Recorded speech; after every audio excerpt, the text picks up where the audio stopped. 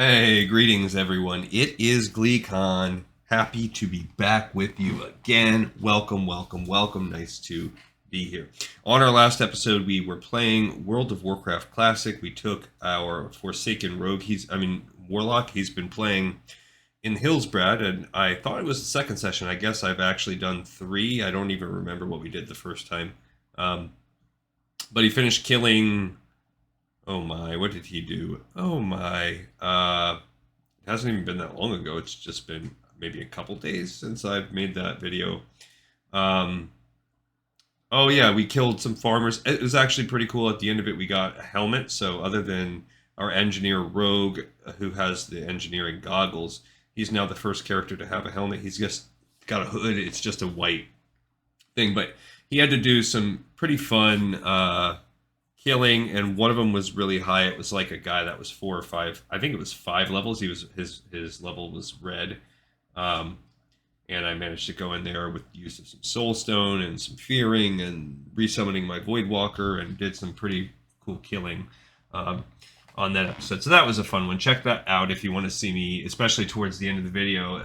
If you want to see a cool little fight against a tough mob. We've also been reading Dark Factions. We actually did 2 in a row.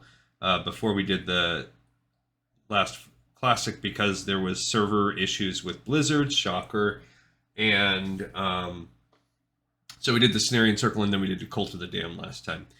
Interesting little nugs, and we're going to continue on with our journey through this last book in the Dungeons and Dragons source material before we go into a little side project of a 2-book series that I have planned for us.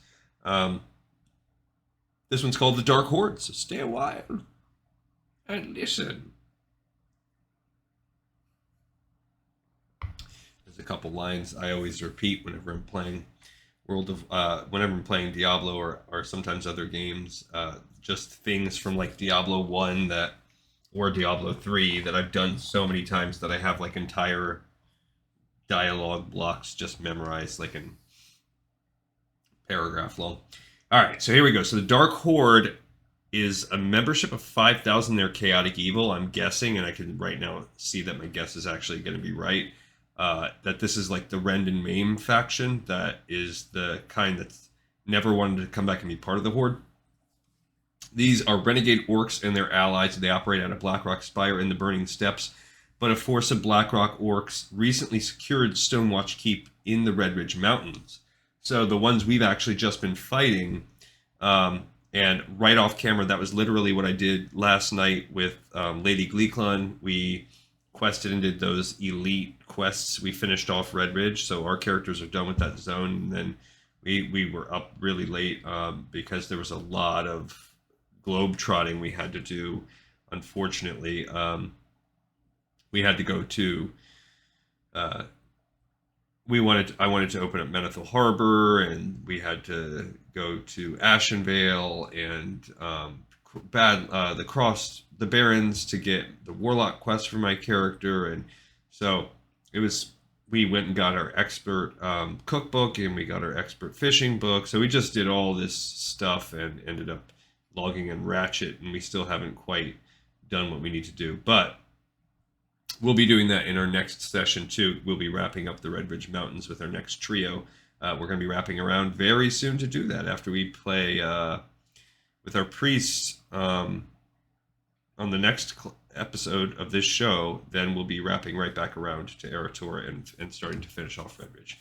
Okay, so those are the orcs they're talking about, and I guess Red Ridge Mountains, one of the things we either read about in this book or that we've read recently, or maybe I read about it in game, used to contain all of the Burning Steppes and the Searing Gorge, all that stuff. That all used to be considered the Red Ridge Mountains, including Blackrock Spire. And the Red Ridge that we know and play in is just the little bit that's left over. So really, the orcs are just going out to the fringes of the lands they already occupy. Okay, so what do? Well, the Blackrock and Dragonmaw orcs and their various allies keep fighting losing battles in a war nobody ever told them was over. So they're continuing to basically fight Warcraft 2 in perpetuity. Near the end of the Third War, when everything seemed as black as an ogre's armpit, Thrall stepped up and united with the humans and night elves to save the world. Everyone heard stories of how the humans and night elves needed a lot of persuading to go along with this. Lots of orcs thought it was a mad idea too. Some became renegades or never followed Thrall in the first place. They've also gathered a number of allies, including a sizable number of forced trolls and ogres. These renegades, collectively called the Dark Horde, still think they're fighting the Second War. They consort with demons, attack humans on sight, and hate Thrall with every inch of their dark hearts. Blackrock and Dragonmaw orcs skulk around Blackrock Spire, calling themselves the real Horde, and spitting on anyone who dares claim otherwise. The Smolder, Thorn, and Fire Tree Forest trolls, as well as the Spirestone and Firegut ogres, plus some goblins, also form the Dark Horde. No doubt Thrall would have had the renegades eliminated by now, except that some great big black dragon has taken the orcs under his wing, so to speak, the Blackwing lair. I think it will be interesting as we play through those zones to kind of look at the lore that leads up to it. I'm also curious, as we get much deeper in this project, to know if there's any sort of connection between the Iron Horde and the Dark Horde that you see in Warlords of Draenor. The Dark Horde fights the old battles against its old enemies and to hell with the new ways. They are orcs and trolls and ogres, damn it, and that means slaughter, pillage, and loot. Anyone who says different must be one of Thrall's defanged followers and deserves to die. I plan on steering clear of Blackrock Spire. Yeah, that's kind of endgame for us. The history of Blackrock Spire is that it served as a base of operations for the Horde during the Second War. Rend didn't get much more than a handful of orcs on his side. His force was only a 40th of Thrall's. If that, even with his troll and ogre allies, it seemed likely that the Dark Horde would be crushed like a goblin skull under an ogre club. Then, salvation and damnation arrived in the form of the Black Dragonflight. I've dealt with dragons before, and I've always found them to be majestic, obscenely powerful, but overall rational creatures. One of my contacts, a young red I made friends with on my travels, told me about the Black Dragonflight. He claims the Dark Horde in Blackrock Spire serves Nefarian, the son of Deathwing, the most powerful black dragon in Azeroth that we know of. The stories I heard about Deathwing curl my beard. I've recorded the gory details elsewhere in this chapter. See the section on the dragonflights for more information. I think that's coming up soon for us, if not the very next one. So I'll stick to the bare facts about Nefarian here. He's power hungry, a vicious dragon, and he decided the Spire would be a nice place to settle down. Rend didn't want to move out of Blackrock Spire, but he couldn't even dream of fighting something as powerful as Nefarian. Nefarian needed new servants to serve as expendable forces, and so the Dark Horde and the Black Dragonflight agreed to ally. And by that, I mean Nefarian bullied them into it, and the orcs were in no position to say no. Now they have decent protection, but at the same time, Nefarian will never release them from his service. Rend and his followers are stuck in the past and haven't a hope of bringing back the old ways. Thrall sees them not so much as a threat, but as an unpleasant reminder of the old ways.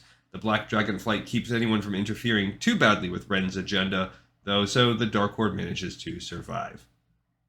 Recently, a group of Blackrock orcs took over Stonewatch Keep in the Red Ridge Mountains. They haven't disrupted the local area too much yet, but they have made a few low-key assaults on the Lakeshore humans. If they grow much bolder, they'll attract some unwelcome attention from Stormwind, except for the fact that the Black Dragonflight's taken care of that too, and they've essentially made it to where Stormwind is not going to be helping anyone.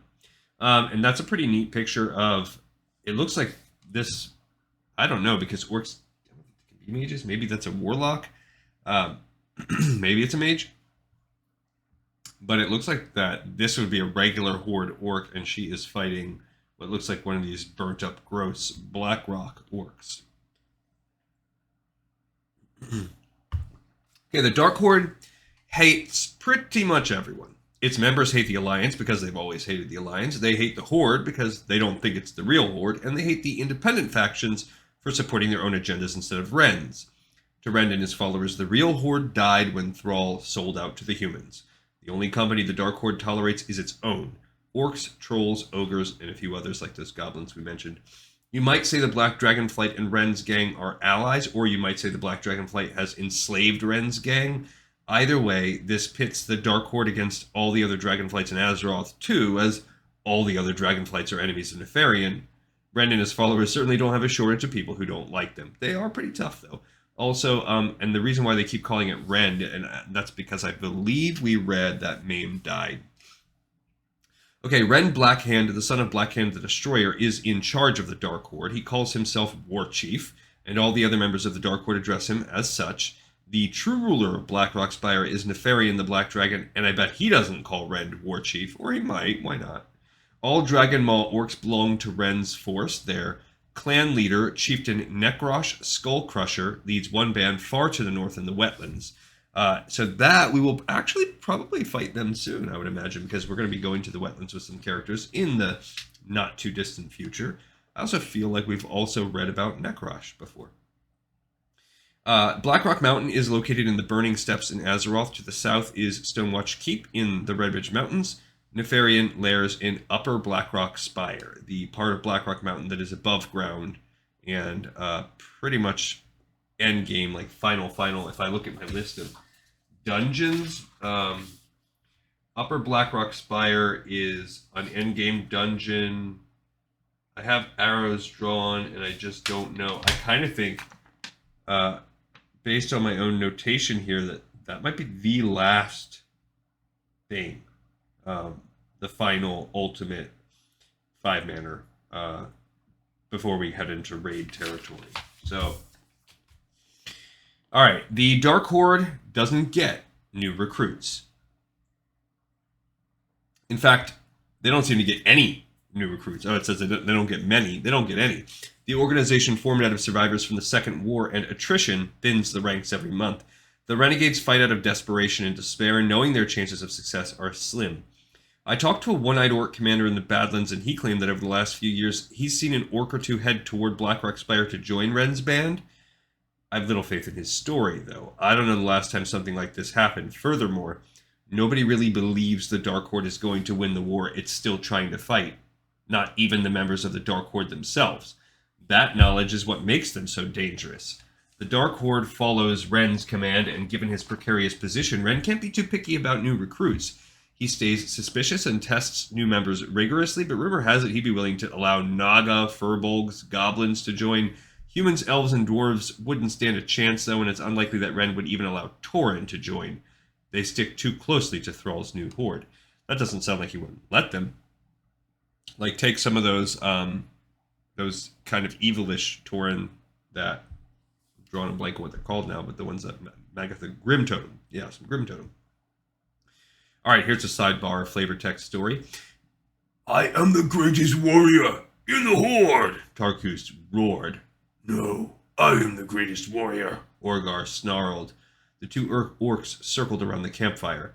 The rest of the raiding party huddled in the shadows and watched with gleaming eyes. I slew 6 humans today, Tarku boasted. He held no weapon but bared his teeth as he strutted around the fire. 2 of them children, Orgar sneered, and 1 an old woman. You bring shame on the Dragon Maw clan. I, Orgar of the Blackrock clan, slew 3 human males, and 1 traitor orc from the false horde in the raid. Tarku roared and charged Orgar. Orgar dodged and brought his fist down to the back of Tarku's head. The surrounding orcs cheered. Some chanted, fight, fight, fight. They're like middle schoolers.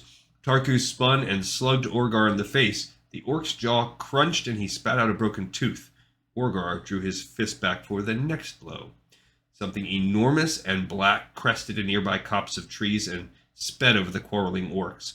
Its giant black shadow rippled over the raiding party, and the updraft from its wings doused the campfire in a rush of wind. The flap of its wings echoed like a beating heart in the darkness. The orcs stood stock still, breathing heavily, eyes wide. They clutched their weapons in silence until the great creature ascended Blackrock Spire. Then, sullen and silent, the orcs packed up camp and started home. All right, so that was our little flavor text. And here we're going to talk about, just for a second, what it would look like if you wanted to run a campaign where the PCs were actually part of this Dark Horde. Rend's typical followers are older orcs who remember the old days when the blood of demons ran in orc veins and humans died at orc hands. Some younger orcs, trolls, and ogres join Rend's cause as well, though, individuals who grew up hearing tales of glory from their elders. Some feel they deserve a grander lot in life than helping the weak humans beat back the powerful demons, Why help the losing side when you can ally with the winner? Yet all these new recruits are exceedingly rare. Almost no one joins the Dark Horde. Most of Rend's followers are barbarians, hunters, warriors, and warlocks. A handful of priests who serve the Burning Legion supply healing. Rend counts no shaman among his followers, though forest trolls and ogres also comprise the Dark Horde, so they could be shaman. Only the most rabidly fanatical of the Dark Horde's members believe they stand a chance. Most accept that eventually they will fall to Thrall's superior numbers and allies. Nonetheless, Rend's followers receive certain benefits that offset this bleak destiny. Orcs who possess high clan ranks in the original Horde of the First and Second Wars resume that rank if they transfer their allegiance to Rend. Rend follows the philosophy of live for today, for tomorrow may bring death. Yeah, for tomorrow we die, sure. He regularly throws feasts and celebrations for even the smallest triumphs. Some Orc members brought females to the organization, wives, sisters, or slaves, and Rend demands that the females show favor to the strongest and most heroic members of his false Horde. Most females cannot fight for Rend's Horde. They must obey old Horde laws that forbid women from fighting, hunting, or engaging in any other male activities. Only, it's like the Taliban's taken over the Blackrock Spire. Only exceptionally strong and courageous women may fight for the Dark Horde. Knowing that he must hold fast to every member he has, Rend splits treasure from slain enemies or pillaged settlements evenly among his male followers, with a bonus for clan heads, exceptional bravery, and of course himself. The Dark Horde spends its time figuring out how to hurt Thrall's Horde and the Alliance without exposing themselves too much. Clan leaders form strategies to attack small isolated settlements or groups of travelers. The lowest ranking members undertake these missions. Stealthy members, such as hunters and scouts, infiltrate Horde and Alliance bastions to uncover intelligence on troop movements, fledgling settlements, and defenses. Members with arcane knowledge seek out forgotten orc fortifications from the time of the Second War, where enchanted weapons and armor might remain.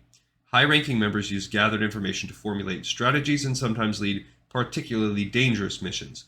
In addition, Nefarian sometimes orders Rend to perform tasks that benefit the Black Dragonflight, such as attacking nearby dragon lairs or recovering lost items of power, and Rend sends his own men to fulfill the dragon's wishes. Once an individual joins Rend's Horde, he becomes a member for life. Rend would rather kill one of his men than let him leave. Any Dark Horde orc who wishes to abandon the organization must do so secretly and flee as far away as possible, lest Rend hunt him down. So it's basically outlining that this is probably why this one's longer than the other sidebars like this we've seen, is because you're not completely insane. Absolutely not. You just are, you want to make the Horde great again. You want to be like going back to the old times, and you strongly believe that they were the better times. And sure, you might be fundamentalist about some of your belief structures there in terms of women and other races, but it's not insanity. So it gives them a path to play, definitely evil compared to everybody else, but some sort of campaign. Possibly you could be neutral, lawful neutral. All right, let's look at the leaders of the Horde and then the adventure hooks to wrap this up. Guess what? There's only one leader of the Dark Horde. That's Rend, Blackhand, the male orc. Rend and his twin brother Maim were sons of Blackhand the Destroyer, chieftain of the Blackrock clan and former war chief. Orgrim Doomhammer slew Blackhand after uncovering his allegiance to the Shadow Council. The Blacktooth Grin clan splintered off from the Blackrock clan before the Horde came to Azeroth. They were one of War Chief Blackhand's biggest supporters. After Blackhand's death, Rend and Maim Blackhand decided to gain control over their own faction within the Horde without directly opposing Doomhammer's ascension to power. Thus, they left the Blackrock clan and took over the Blacktooth Grin clan. After the Second War, Rend and Maim set up a base in Blackrock Spire, serving as dual chieftains over the Blacktooth Grin clan and the weakened Blackrock clan. Eventually, Dark Iron Dwarves from Blackrock Depths, that's the part underneath Blackrock Mountain, the spires above ground, swarmed up and tried to destroy the Dark Horde. The Dark Horde fought back, and Maim was killed in savage battle. His sacrifice plus Rend's alliance with the Black Dragonflight allowed them to drive back the Dark Irons and maintain their hold on Blackrock Spire. I did not realize it was the Dark Irons that had killed Maim. I forgot that. I haven't seen him myself, but I hear that Rend is bigger than your average orc. 8 feet tall if he's an inch, Rend looks even bigger thanks to his overlarge blood-red suit of armor studded with spikes as long as my hand. Though feral by nature, Rend has learned caution and tactics over the years. maybe thanks to his association with the Black Dragonflight. He fights fiercely but carefully like a cornered tiger. Okay, and here's the 2 different adventure ideas they give us. As new recruits in Rend's Horde, the heroes receive orders for their first mission. A band of 3 Forsaken herbalists plan on making an expedition to the northeast section of Elwyn Forest to seek out a rare plant with potent medicinal properties. The Forsaken serve the Royal Apothecary Society and support Thrall's Horde. The heroes' orders are to stalk the Forsaken, kill them, and bring their harvested plants back to Blackrock Spire. Complications arise in the form of a Scarlet Crusade war party who also stalk the Forsaken and assume the PCs are allies of the undead. So you would be right there in Red Ridge Mountains, which does border on Elwyn Forest. Erna, a young orc female, contacts the heroes based on tales of their exploits. She tells the group that her brother, a headstrong warrior named Kark, has joined Rend's Horde in an amazingly rare move. Erna claims that Kark is not a bad orc, only young and stupid. Erna and Kark's younger sister was accidentally killed by a drunken Alliance soldier. Kark's intense grief has led him to seek revenge against all Alliance scum. Recently, Kark managed to smuggle a note to Erna. He writes of the harsh life in Rend's organization, the evil nature of the group, and his longing to escape. Kark plans on leaving the group during a raid on a mostly defenseless human settlement. Erna asks the heroes to lay an ambush for the Dark Horde raiders and ensure Kark's escape goes smoothly. Erna is a good orc, a healer, who selflessly gives of her time, and her history is a long and honorable one. So it does sound like even if you wanted to play as part of the Dark Horde, you'd most likely pretty much, you'd have to be a part of the regular Horde race, even if you wanted to not be so. The second one's like your regular Horde, and you're going to kind of try to infiltrate them, whereas the other one, you could actually be playing as part of the Dark Horde. All right, we got another episode in the pipe, 5x5. Thank you, everyone, so much for watching, for listening, and I'll see you next time on Lore of Warcraft.